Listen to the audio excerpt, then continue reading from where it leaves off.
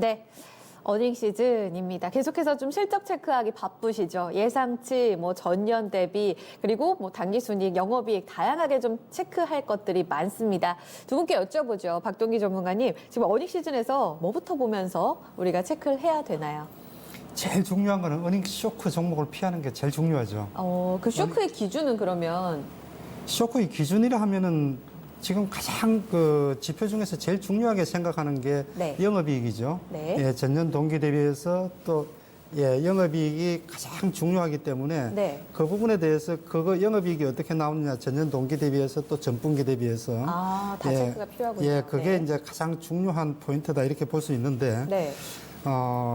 통상적으로 우리나라가 그 실적 발표를 3개월마다 분기 즉 3개월마다 한 번씩 하잖아요. 그렇죠. 그런데 지금 우리나라도 이제 체계화가 잘 돼 있어 가지고 미국처럼 예상치를 3개월 대비 예상 전망치가 나오고 컨센서스라고 네. 불리는 그래서 2개월마다 또 나오고 1개월마다 나오고 이렇게 이제 그 추정을 해 나가는 시스템이 잘 돼 있습니다. 네.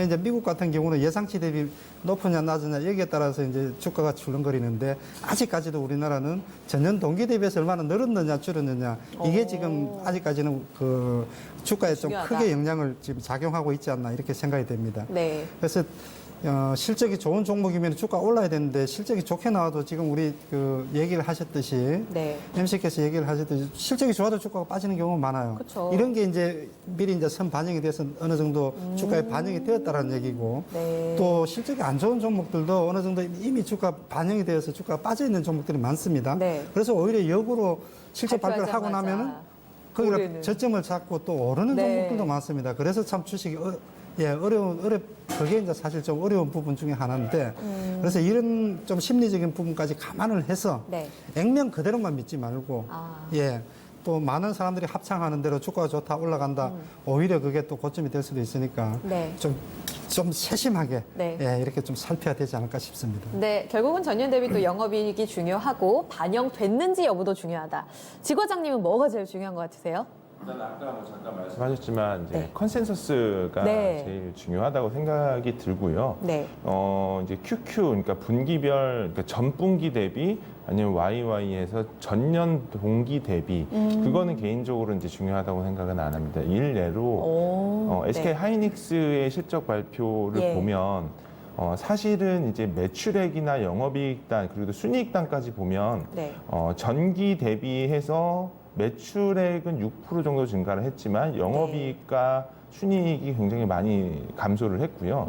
전년 동기 대비 그러니까 YY 기준으로 봤을 땐 매출액이 마이너스 40%, 네. 영업이익 같은 경우 마이너스 93%나 감소를 했음에도 불구하고 날아갔죠. 그렇죠. 네. 그럼에도 한 해만에. 불구하고 주가는 실적 발표를 네. 하고 나서 굉장히 많이 올랐습니다. 그 가장 큰 이유는 왜 그럴까요? 결국은 이제 하이닉스 같은 경우는 이미 시장에서 어느 정도, 그러니까 3분기는 좀 슬로우 할 거다라고 다들 이제 기정사실화 돼 있었던 상태에서 기대치보다 사실 더 좋게 나왔기 때문에 슈팅이 나왔었던 부분들이고요. 네. 그리고 이제 시청자분들, 특히 이제 개인 투자자 하시는 분들께 좀 팁을 드리면 기본적으로 이제 시가총액이 한 5천억 이상 하는 중대형 종목 같은 경우는 실적 발표 IR을 공시를 하죠. 네. 그러면 공시를 하게 되면 통상 그날 오전 10시 내지 그날 저녁 4시쯤에 오후 4시쯤에 네. 컨퍼런스 콜이라고 해서 기업의 실적 발표를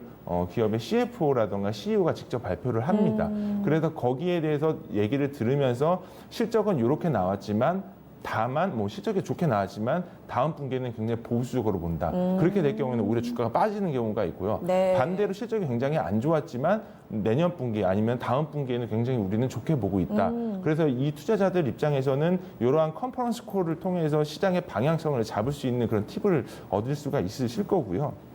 제일 중요한 거는 실적 발표 구간대 같은 경우는 실적이 사실은 잘 나오지 않는 바이오 디벨로퍼, 그러니까 임상 실험을 하는 바이오주들이라던가 네. 아니면 이제 실적 시즌 같은 경우는 이런 종목들 같은 경우는 사실 조금 피하면서 현금화하는 게 오히려 더 현재적으로 맞다고 생각을 하고 있고 네. 주가가 저점 대비 굉장히 많이 올라간 종목들 같은 경우는 되려 실적이 좋게 나왔음에도 불구하고 선반영 이슈가 있기 때문에 주가가 좀 빠지는 그런 경향이 있기 때문에 네. 이런 부분들은 항상 컨센서스를 체크를 하시면서 매매에 임하시는 게 도움이 되실 겁니다.